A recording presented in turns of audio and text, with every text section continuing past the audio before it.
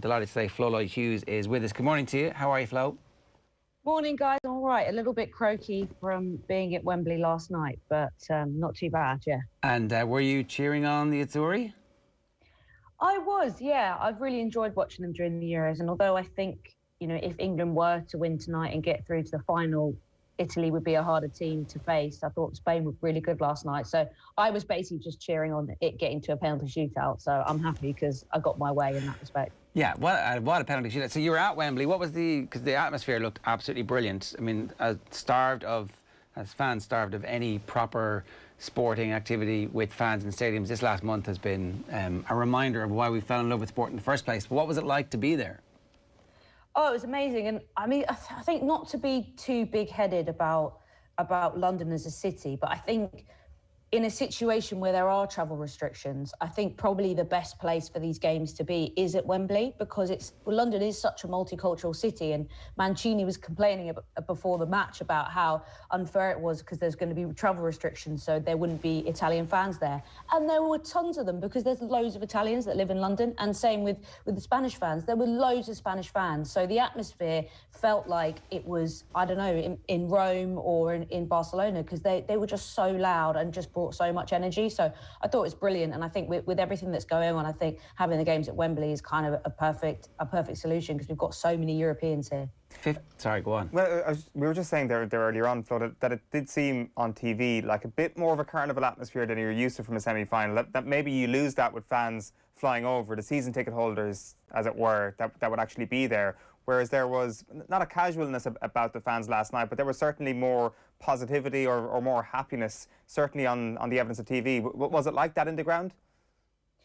No, I think in the ground it felt like more, one half Italy, one half Spain. So obviously they had their big groups behind the goals, and in the first half, whenever Spain got the ball, the Italian fans would just boo and whistle to try and put them off, and then vice versa when the Italians had the ball. That was great. It felt like, for me, like a rivalry fixture. And then you had, there were some local, like obviously England fans who bought tickets because they just wanted to get to a game. So there was kind of "It's Coming Home" popping up occasionally before being drowned out by some boos from the Italian fans. But it just felt good. Like you said, it just felt amazing to have fans back.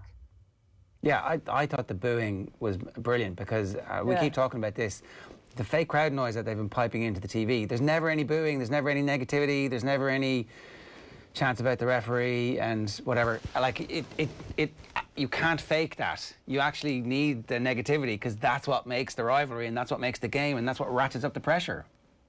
Yeah, and I think it made it feel like a semi-final. When that game that Denmark played against Czech Republic in Baku, that didn't feel like the quarter-final of a European Championship. There were, 1,000 Danish fans there or something, a couple of hundred Czech Republic fans, zero atmosphere, the pitch was terrible, and it just felt a bit sad that these players were playing in some of the biggest games of their careers in front of nobody. And last night, it felt like a proper high-stakes, tense, high-pressure occasion, and that's just what you want, really, in these big tournaments. Yeah, good for the England fans to be distracted by the fact that there was another game last night, as opposed to constantly sitting there worrying, anxious about the potential outcome of this semi-final. Or certainly, judging from the papers today, it doesn't seem like there's a semi-final tonight at all. England seem to be already planning for Sunday night. Yeah, the arrogance could come to bite England a little bit. This is certainly the best chance they've ever had in a very long time to get to a major final and potentially win a trophy. That game a couple of years ago against Croatia was obviously another big opportunity, but I think Croatia were the better team then and deserved to get to the final. But this is a huge, huge opportunity, and I think really England are better than Denmark, but Denmark have really grown into this tournament. They look better with every game, and they've got this huge emotional experience that can, have a massive impact and can carry you a long way. What happens if England lose tonight? Is that written off as a bad tournament? No, because I think the win against Germany was huge. It was huge psychologically for the fans. It was huge for the players, because that run to the semi-final in the World Cup, I think Southgate always had hanging over him that they didn't really have to beat many good teams. The shootout win against Colombia was massive, but apart from that, it felt like they weren't troubled that much. Whereas in this tournament, beating Germany has kind of proven to a lot of, I think, other big national teams, fans and the media that Southgate does mean business as a coach, and he will stay on and lead England, hopefully, into more success. So although it'll be a huge disappointment because of the fact that it is such a big opportunity, I think that win against Germany will kind of carry a lot of weight and will keep Southgate's kind of stock fairly high for a while. It feels as well like this is a group where he's maturing as a manager, they're maturing in terms of age. Like, some of these players are obviously at the peak in terms of their age, but that generation who are coming through, for whom this is their first tournament, like they're excited. Grealish can't contain himself when he's talking about it, and it's like there's a boyish charm to that. But I'm sure it must be an incredible time to be an England fan when you're looking at what the future might hold.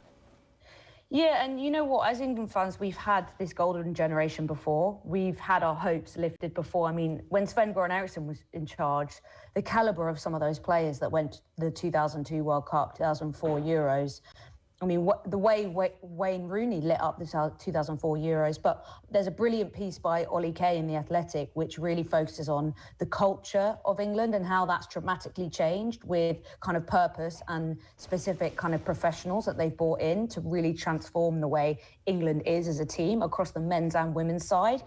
And I think that's kind of the missing piece of the puzzle, because England have always had talented players. They've always had talented players because the FA spend loads on football programmes in England. We obviously have the Premier League, which is really successful, and it's the nation's game, both for boys and girls, men and women. So it's never been an issue about talent, really. It's been an issue about mindset and culture. And I think that's why this generation is so different, because they finally perfected that. And also, you were talking about, is it going to be a disappointment? The reality is, this tournament is kind of rigged for England to win, let's be honest. They played all their group games at Wembley. They only had to play one of their knockout games away from Wembley. They got the semi-final and potentially the final at Wembley. If they don't win it now in front of home fans, you almost feel like, are they ever going to do it? Because this is basically a home tournament for England. So they've really got to seize the moment and seize the opportunity. And I know they want to. It's not a case of if they don't do it, if they didn't want it. Anything can happen, and Denmark are still a good team. How many changes would you make to the team that started against Ukraine? The team against Ukraine, I probably would make a couple of changes. I mean, I think when you look at a lot of the build-up to this game, it looks like probably playing a 3-4-3 is probably the best option for Southgate, and it looks like he might go for the same team that played against Germany, but move Saka out and bring Mason Mount in. So I think Jadon Sancho will probably drop out the side. I thought he was okay against the Ukraine, but I think Southgate's not going to want to take too many risks. And we've seen Denmark be able to exploit with their 4-3-3. So I think he's going to want to try and match up with them across the pitch. But I mean, Southgate's proven a lot of journalists wrong this entire tournament when they've tried to guess what he's going to do. So I wouldn't be surprised if he does something completely different. Yeah, that has been certainly the hallmark of his team selection all the way through up to this point. I don't know. I haven't seen a consensus leaked team. We were talking about this before we came on. Before all of the games up to this point, there has been that various people have got the team. That doesn't seem to be the case at this point. Yeah, it was funny that, I mean, the Germany team got leaked really early at like 8 o'clock in the morning, the day of the game, which I thought was a bit worrying, because you are also giving your opposition like 12 hours to potentially change things if they've seen it as well. I mean, they probably knew what they were doing the whole time. But yeah, it hasn't happened yet as of kind of 8:30 now. But I think Southgate isn't worried about that. I mean, he seems to be fairly confident that even if the team is to be leaked, he's still got the right options. And you mentioned Jack Grealish. I mean, what England have on the bench to bring on is so good that I think if things don't quite go their way in the first half, I think Southgate has shown now that he's better at using substitutes than he once was, and he will call on people like Jack Grealish to just go on and change the game. The one caveat to all this is I'm not a huge believer in the FIFA World Rankings, but Denmark are ranked 10th, and I was trying to find where Croatia were ranked before the World Cup in 2016. They were as low as 27th in April in the year of 2016, and obviously they finished the year much higher, about 14th. So like FIFA would seem to think Denmark are going to give you a tougher game than what they thought Croatia were going to give England. That's the one kind of thing that's nagging away here at me, is that, like, okay, so they don't have Christian Eriksen playing, but they've got something far more important than him physically on the pitch. They've got his spirit. They certainly feel like they're a team of destiny. Yeah, certainly. I mean, if they were to go on and win this tournament, it'd be the most incredible movie. You know, you couldn't write that. But, I mean, in kind of, like you said, with the Coca-Cola rankings, I mean, I wouldn't pay much attention to them, considering Belgium have been #1 for a very long time now and haven't been able to get very far in tournaments as of yet. So, yeah, I think all in all, they're not a team that should be underestimated. I think they've shown how they've got a lot better going forward than they were at the start of this tournament. And I think it's not just the emotion that England should be fearful of. I think they are a quality side. So certainly, I think just ignore the rankings and look at how a team have performed throughout a tournament. What's your take on how England will fare if they do go 1-0 down?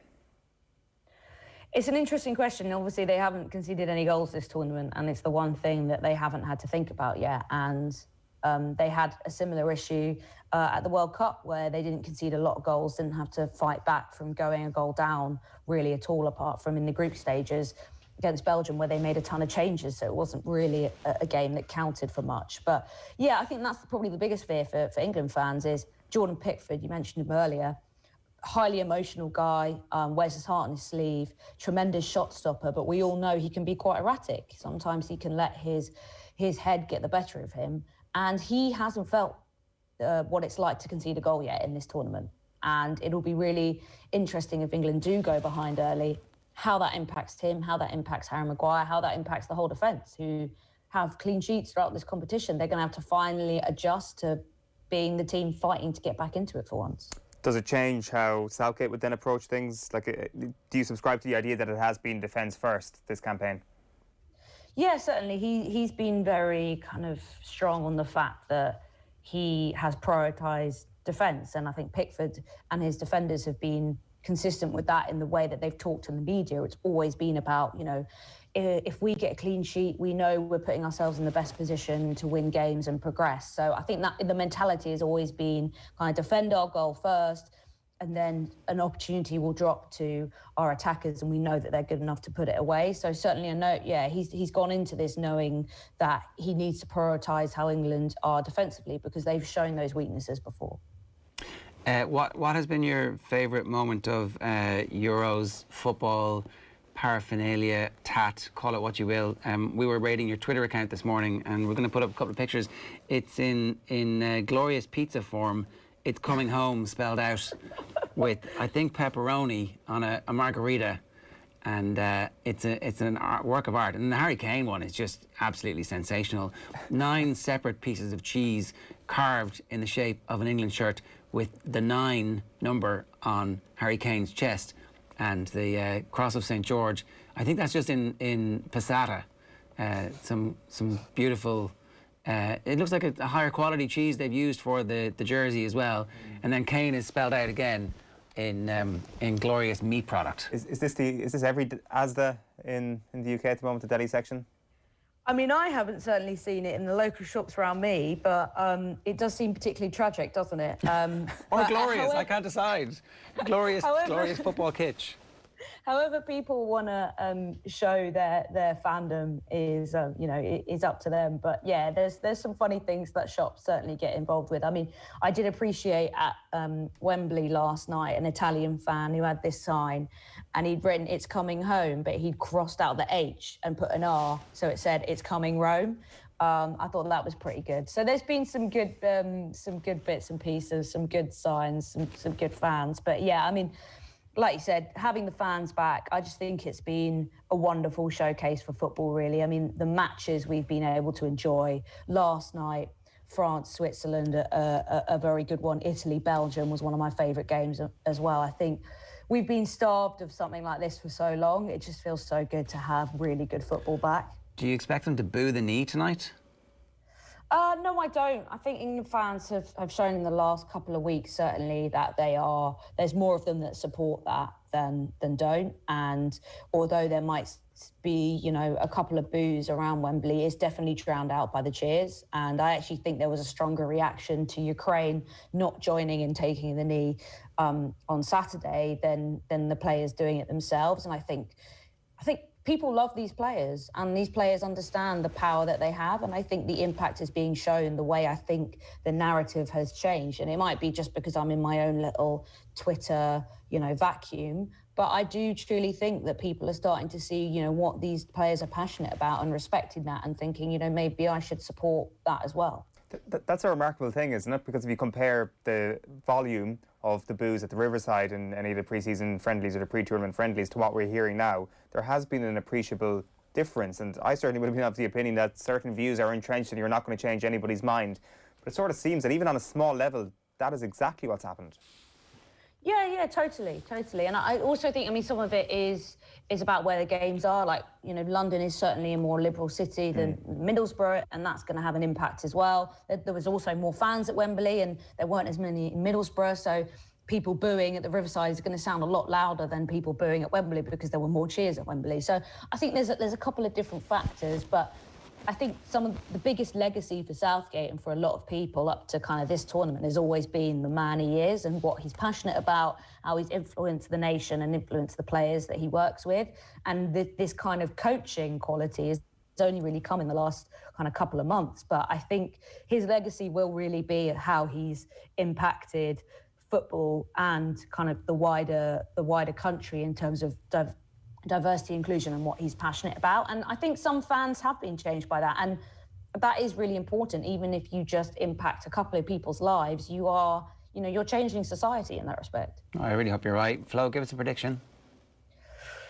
Oh, it's tough. I don't think England can realistically go all this way still without not conceding a goal.